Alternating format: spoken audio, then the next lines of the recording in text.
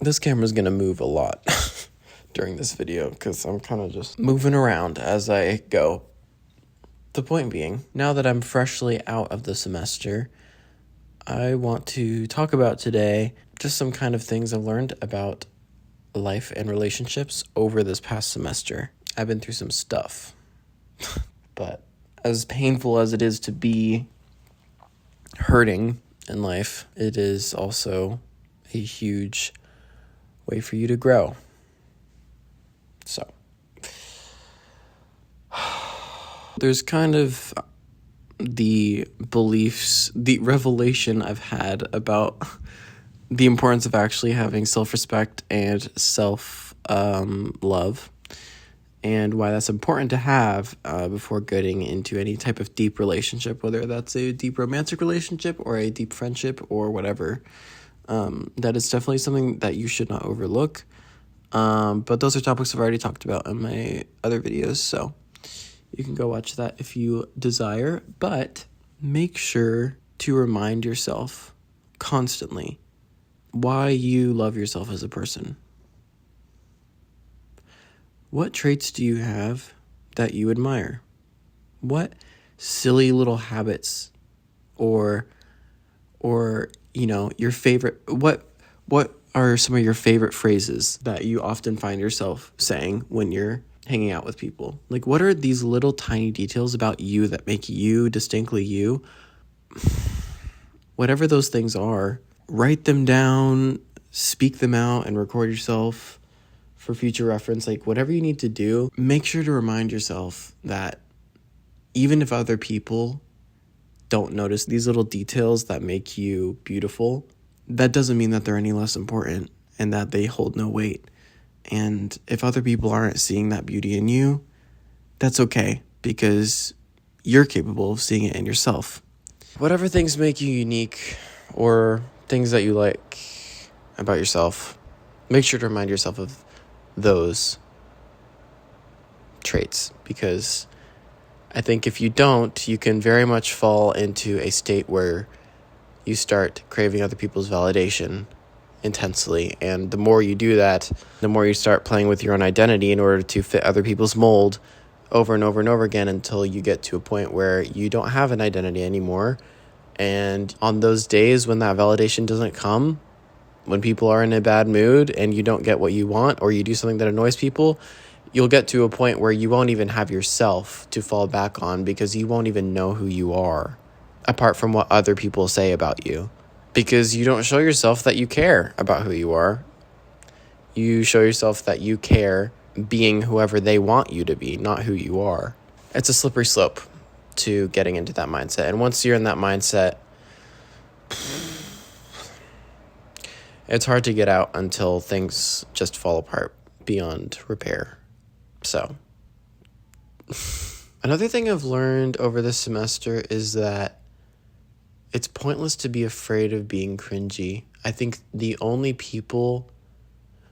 hate that you're going to receive from doing something that you genuinely like that isn't hurting people are going to be coming from people that wish they could be as unbridled in their passions and their interests as much as you are. Like any hobby online that's kind of trash talked, I'm talking about that. Like, it's not hurting anyone. It's not used for evil intent. Like, who cares, dude? Just like do your own thing. It doesn't matter. You're taking time out of your day to call them corny. Like, okay. Anyways, I don't think being insecure about, how you spend your free time with your hobbies is something that you really need to be doing. Similarly, during this semester, I was in a friend group where I compared myself to other people that were really good at playing a particular video game. And I'm not someone that games very much when I'm not, friends with people that do. But I would get down on myself for not being as skilled as them, even though I'm not taking time and energy out of my day to hone that skill. And these people are. It's not just like a social thing for them to play this game or do this skill or that skill. Like, this is something that similarly is something that they like doing. They don't need other people to support them. They don't care if other people support them or not, because all they care about is the fact that they like doing this skill. They like doing this hobby. They like playing this game. They like drawing, like whatever it is. And I think that it is a common pitfall for perfectionists to shake their fist at the sky when, they enter an arena where they can't even compete with another person and just start comparing themselves to that person, even though they can't even compete because they haven't put in as much time and resources into that skill that this other person has for years. And that's something that I very much did, and ultimately it just grew bitterness towards myself and led to deprecating mindsets and beliefs about myself, but then also just made it more miserable for me to spend time doing this with other people, because I just had this sort of envious bitterness towards them as well. And so it just makes the entire situation pointless. And I know that sounds very duh, kind of oh, don't compare yourself where you can't compete. But I think especially for perfectionists, it's important to hear that because it's very easy to fall into. Another thing I've learned is that in relationships, regardless of the relationship, whenever there is a problem or a conflict, I've learned that pointing a finger to someone else, whether you're blaming the other person or the other person is blaming you, both of you are equally as unproductive in that situation, because I feel like very rarely in life are there times where a conflict is so easily reduced to a binary, where one person is right and one person is wrong. Most often, whenever there is an issue in a relationship, it's because both people have done actions that have supported this problem growing over time. For example, I am so sick of people noticing something about me that they don't like, choosing to be passive about it, not bring it up, and then one day when we have an altercation, be and then this thing as well. This thing you did to upset me, it's not even that bad. But then on top of that, you're also doing this thing for months, by the way, which I never liked. And then I get blamed for the fact that you didn't stand up for yourself. I'm in the wrong because I did something that you didn't like, but you're also in the wrong for not taking what you didn't like and bringing it up to me so that I can fix the problem. That's an example that happens to me all the time. I think getting down on yourself or conversely villainizing the other person in the relationship, either way, both of those mindsets are just going to hold you back from growth and are most times unproductive, and they're not going to teach you the lessons that you need to learn. So that's another thing as well. I'm really just going bullet list by bullet list. I don't know, dude. I don't know. Finally, the overall lesson that I've been learning the most this semester is reconciling and having to learn to accept the fact that just because you care more about something than somebody else does, and just because you have put in more work than someone else has, does not mean that you are more entitled to whatever that is more than that other person that has done less than you. It should be that way. Life should be fair, but it isn't. This could be a person, and you know that you love and appreciate this person and have put in more work to understand this person more than this person's friend that they met recently. You feel that you have put in more time and attention and effort into this relationship than they have, but unfortunately that does not equate a right to have this person in your life, if that makes sense. Or instead of a person, it could be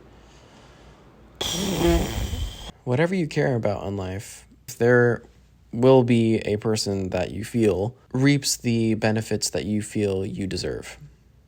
And that is something that I've really been rudely awakened to this semester. It's important not to go down a self-deprecating path to this, where you start to be like, well, life isn't fair. I should just give up. This type of person isn't meant for me, or this hobby isn't meant for me. I'm just not inclined to it like everyone else is inclined to whatever they seem to have in their life. I'm just not inclined. I don't have what they have. I wasn't born with what they were born with. You just get into this horribly depressing state of mind where you might as well just not even try in anything in life, because some idiot's going to walk into your life and take something that you've been working so hard to get for years.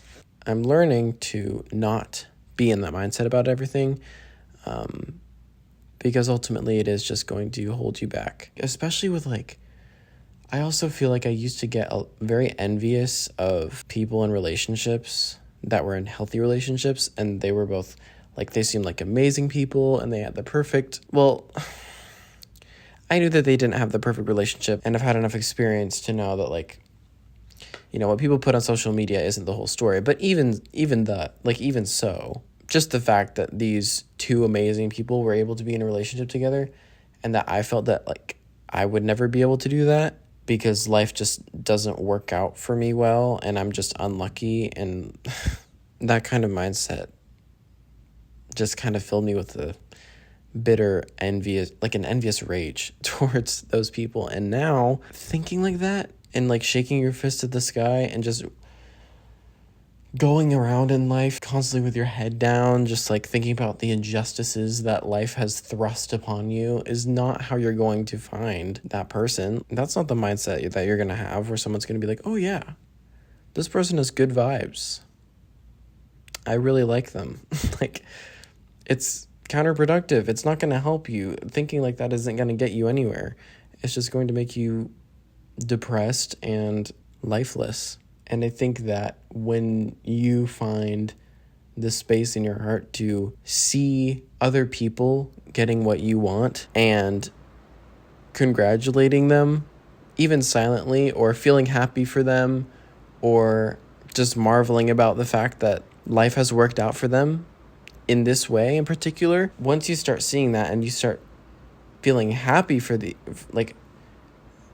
get to a point where you can see these things and you can be like, yeah, maybe one day that'll be me.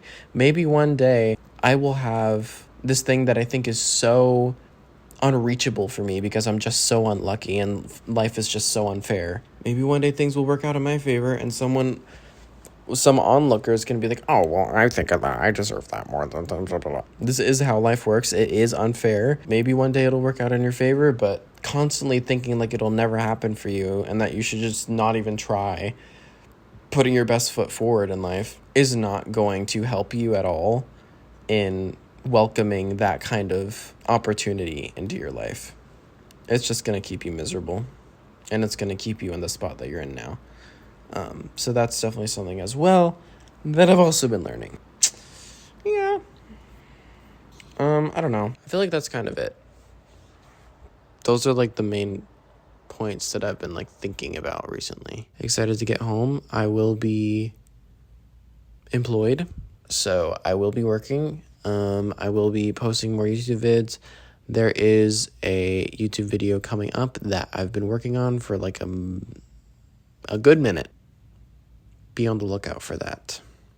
But otherwise, that's all I've got for today. Thank you for watching, and I will see you in the next one.